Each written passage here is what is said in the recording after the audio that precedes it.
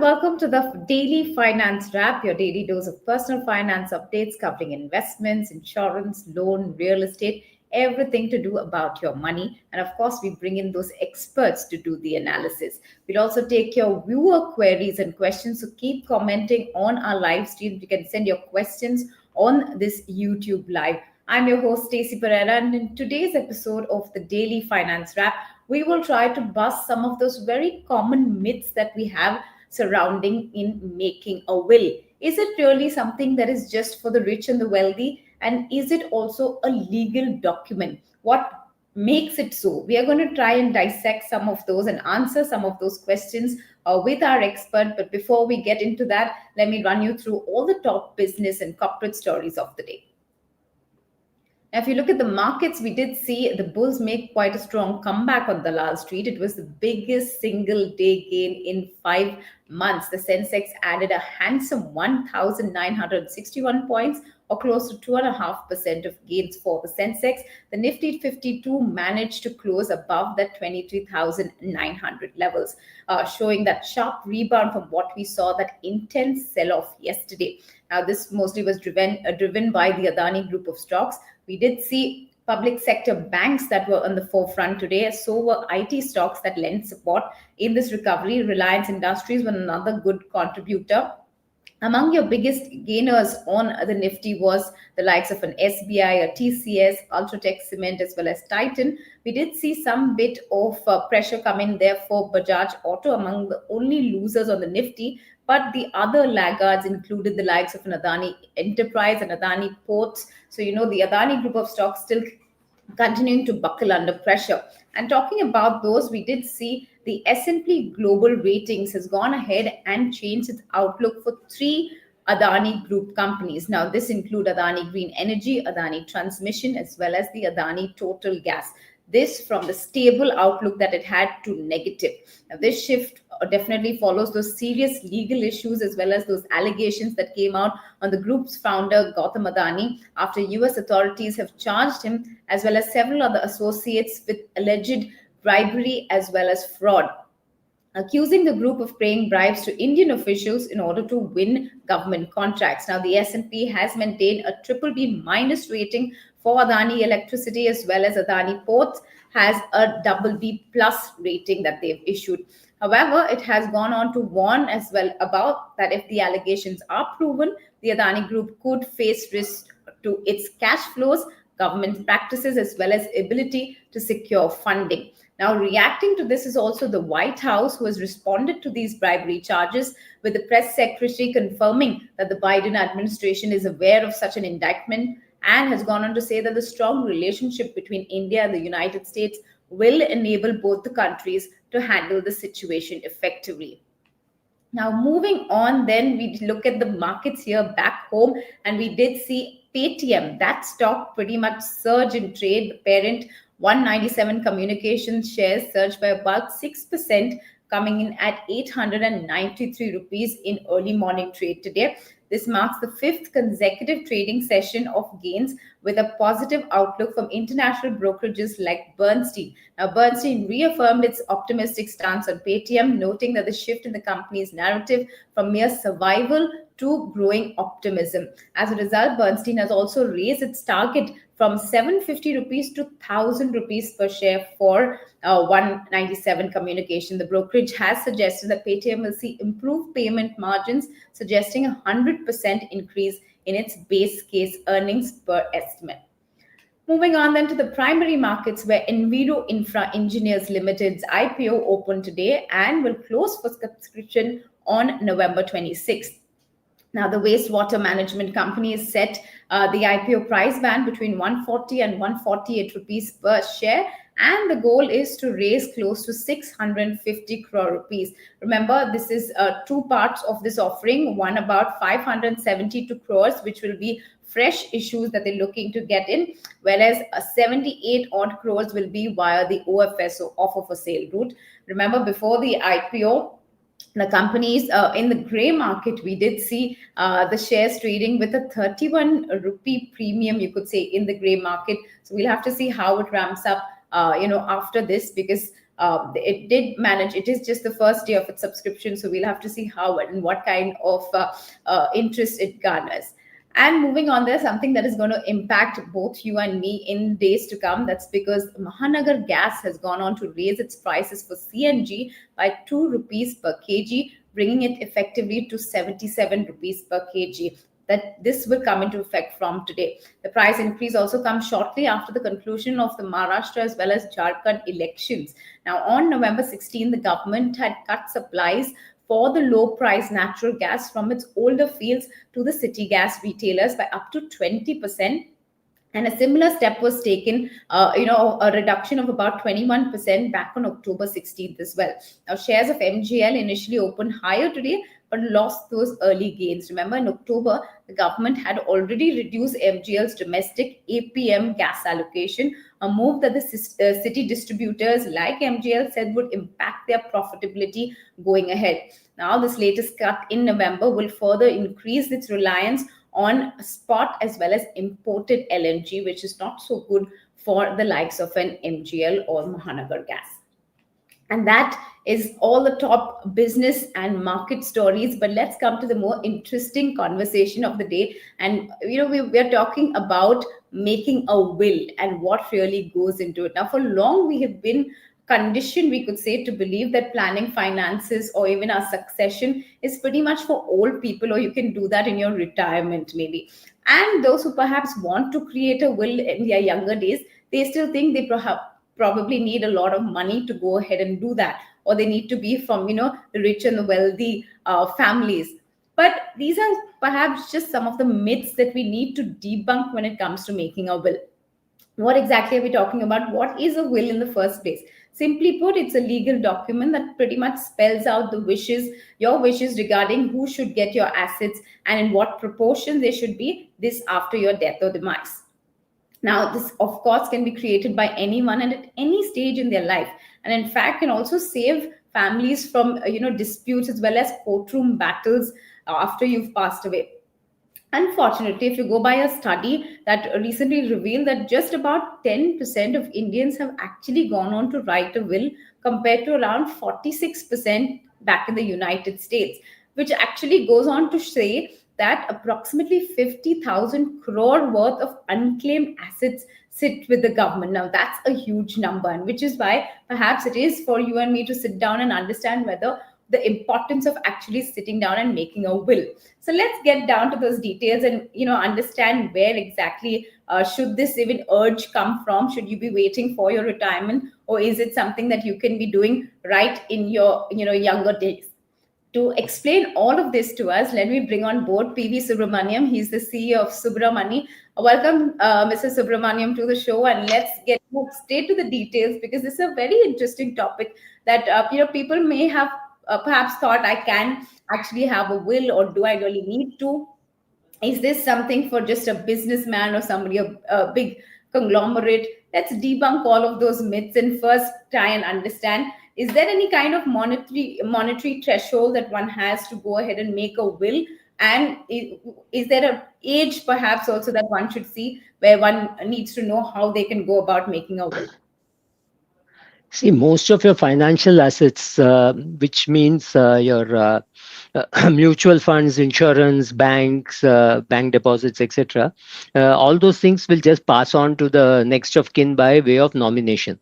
But your real estate will need a will, and that is a problem. So the minute you buy an asset, which is a real estate, so you could be 22 or you could be 72, doesn't matter. The minute you have real estate, you need to have a will. So no, it's not. There's no financial consideration, nothing. It is just simple. You have a house, you have to have a will. You have land, you have to have a will. You inherited a house, you inherited land, doesn't matter. The minute you own an asset, however you bought, you should make a will. Okay, so just owning any asset, especially when it comes to the immovable ones like your real Yes, estate and all, you will have somebody to give that also, because banks and all normally have a nominee in place or a correct, beneficiary, and that's where it comes down to. But let's correct. also understand, suppose you have a nominee place for your financial assets which are lying in a bank or so. Is there any chance of, how do you avoid that legal drama, and where does the will really come in, that it would, make sure that it is going to the rightful person? See, normally, if there is a father and son or husband and wife, etc., and there is a nomination and there is no dispute, then the money will come to you without any hassle. However, if there is a dispute, the chances are it will somebody will go and say, no, this should come to me, and I'm the brother, I'm the son, I'm the father, whatever. So there, if there is a problem, then that is going to the court, right? So to avoid it going to the court, having a will is useful.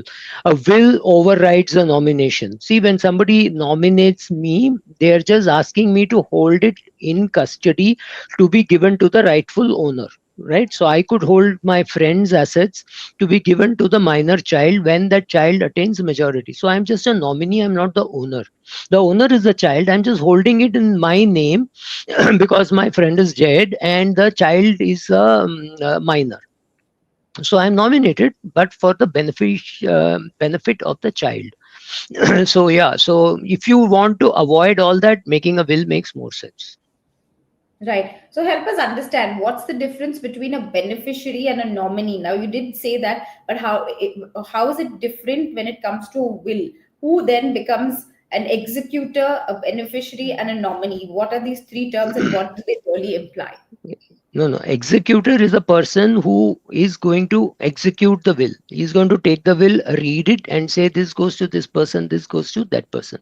Now, beneficiary is a person whom you have said this is the beneficiary of my, uh, let's say, insurance policy. That can't be changed. You can't change the beneficiary. Nominee can be changed. Okay. So, so when you nominate somebody, if you have nominated X in your, let's say you have nominated your mother in your mutual fund, and then you get married, and now you want to make your husband the nominee, that you can do. Right, that's not a problem at all. You can always do it. Beneficiary, if you have named in the insurance policy, you cannot change. Right. So that makes sense. The difference between a nominee and a beneficiary is quite telling, and you must differentiate at least between the two while you're executing a will. And Now let's largely look. beneficiary happens only in case of a life insurance policy, not generally. Right, and that perhaps doesn't count when you're looking at a will, right? You need to have that separately listed out.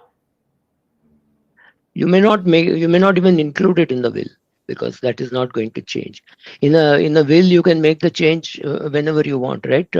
I can make a will today and after 1 week decide that my will is going to be very different. So I can say all my past wills don't matter, but this is a new will that I'm making. Right. So a will is a more dynamic document. Cool. Let's then understand what all can we cover in a will. What are the kind of assets, like you mentioned, your bank balances, property, if you do own, price, possession. All of those are things that you'll commonly have listed out, and also the beneficiary of who you want these assets to go to. What about charity organizations? And if somebody does want to part away with some parts of their assets towards charity, does that also need to be included in the will? As well as Yes. digital assets in today's day and age. What about social media accounts and others? How are those looked into, and does the will really help in putting a person in charge of these? Yeah, but if somebody hijacks your accounts, there's very little that the new person will be able to do. I do not know what are the rights of a person who has got a Facebook account or a Twitter account or an X account.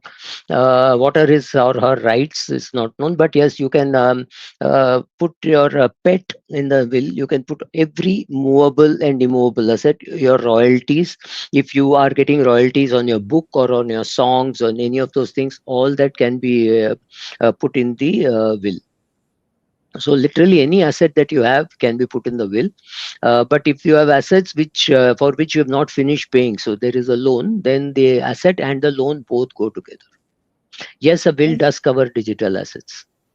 So digital assets are covered. You'll also have all of that. What you want to possess and give down is something that you can mention in your will. Now, I think another important question that people would ask would be, is just an oral statement enough to be called a will, or somebody else sitting down and jotting that out? or does it need to be registered?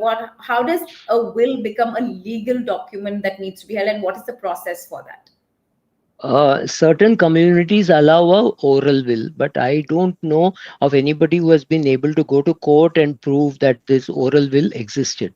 So the best thing is to go write it down and say that is your will. For a younger person, like maybe in his 30s or 40s, I would suggest that he should just get it notarized. He need not get it registered.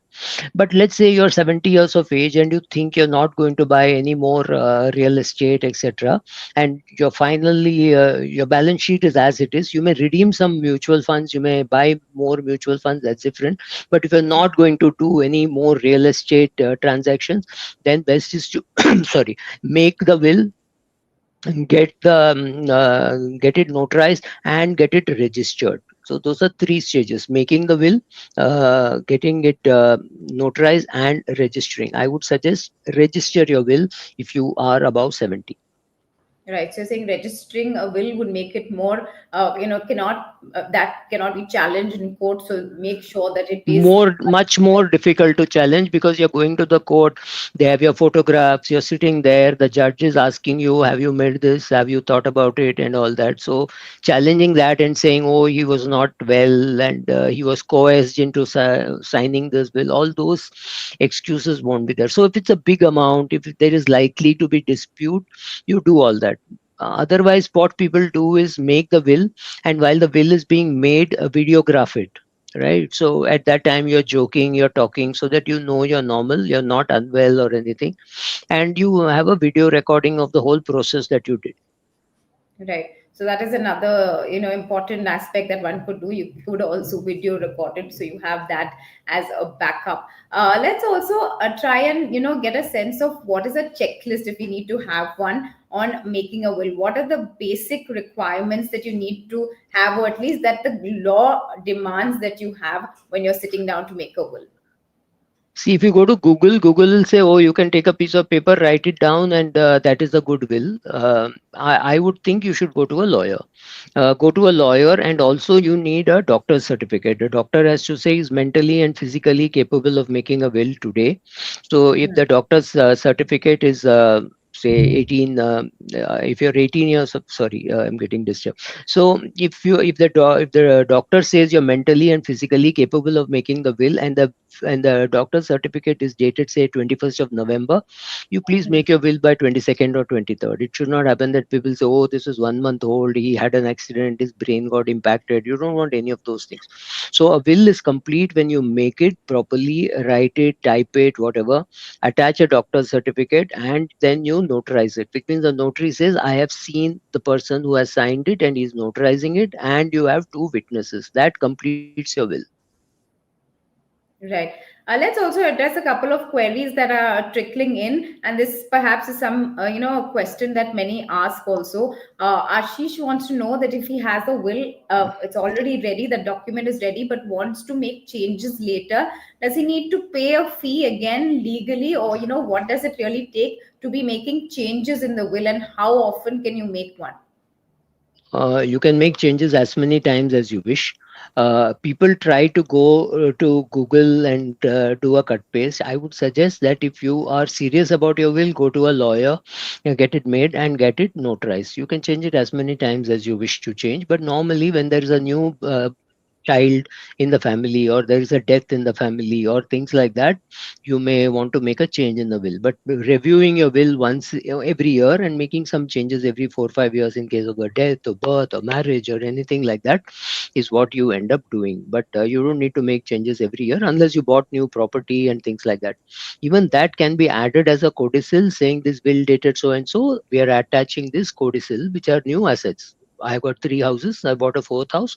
That can get that will come into my codicil as annexure. So it will get attached to my will. Right. And in But fact, otherwise, that sorry, answers one of the questions that are coming in, saying that can you do it on a later date, or for assets that you think you will own in the future, do you think that you can put no, that on no, will, and who it can go no. to? You have to own the assets on the Okay. day you're making the will. I cannot say in the future if I buy it should go to so and so. You, the persons also have to be existing. Hmm. It can be an unborn child. But I mean, it can't be somebody who's just in your. When my son gets married and he has a daughter or son, I want to give it to them. Those kind of things make no sense because the court will just laugh at it. Correct. So, coming to the expense side of things, now people often think that, okay, I need to have enough money, or, does that notary and registering it have to, take into account the assets that are mentioned in the will? Is that a part, or is that a factor that could really increase the cost of making a will? Even in a city like Mumbai, which is more expensive, a will should not cost you more than, say, 15,000, 20,000 rupees. Making the will, there will be a cost for the lawyer to draft it for you. Then there will be a notary cost, and then there'll be registration cost. I don't think it should cost you. It should cost you anything between 15 to 20,000, unless you go to a top lawyer who says, "No, I want to do a 30-year study to know whether this house really belongs to you, etc., etc." If you don't do any of those things, 20,000 rupees is what it should cost you to make a will. Right. And like I was pointing out, do you need, does the value of the assets, No, mention in there, do they have no, any factor to play? no. Whether your assets are 1 crore or 100 crores doesn't really matter. There's no stamp duty kind of a thing on the value of the assets. It's just a simple drafting. You do it in a 100 rupees stamp paper, 200 rupees stamp paper, whatever, and then you get it notarized and registered. It does not depend on the value of the assets. Right. Okay, let's get a little more practical then. Now, what if I have my aging mother and she's somebody who's not, wanting to be making a will and all? How do I convince her that this is something that she really needs to, ponder upon and perhaps get into making a will?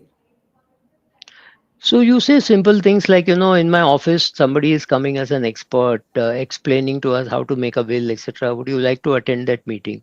Because if it's a parent, they're going to say, "Arey, we have not made a will. What is your need to make a will?" So you say, "Look, I bought this house. I don't know what will happen to the house if I don't make a will."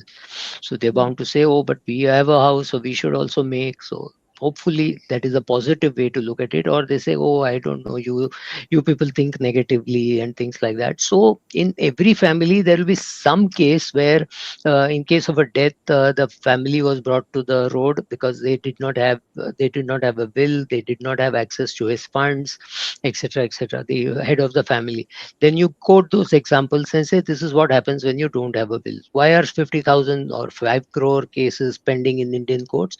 Because many people have died without making a will, and then the children have gone to court and it is pending. It takes 20 years to decide. So to avoid all that, it's best to make a will, and if it costs less than 20,000 bucks, what is the problem in making it?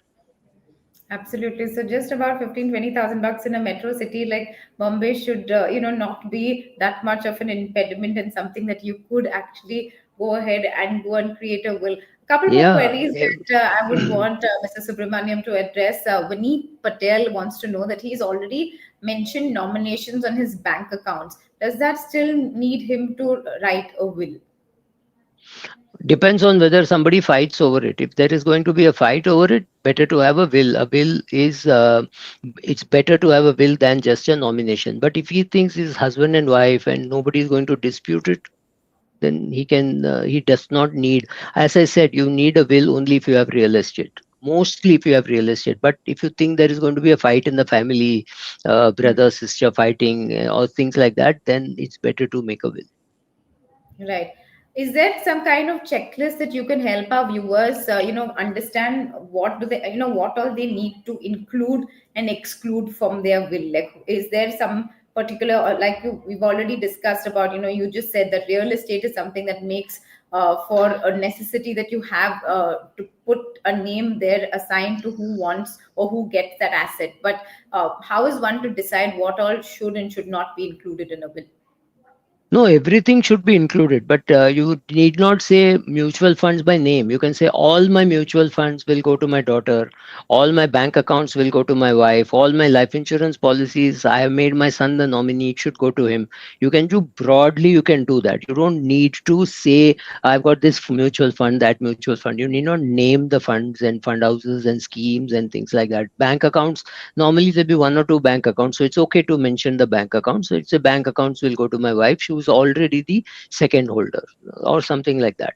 But yeah, Right. You can mention as much details as you wish, but it is not necessary that the full details of the bank account and all should be maintained and mentioned. Right. Mr. Subramanyam, if you could just summarize why, who, and what exactly is a will, and why should somebody make it an imperative decision in today's day and age to have a will, I think that can really summarize it even for our viewers. Uh, See, if you don't make a will, your assets will go to the persons whom the court thinks is the right person to get it.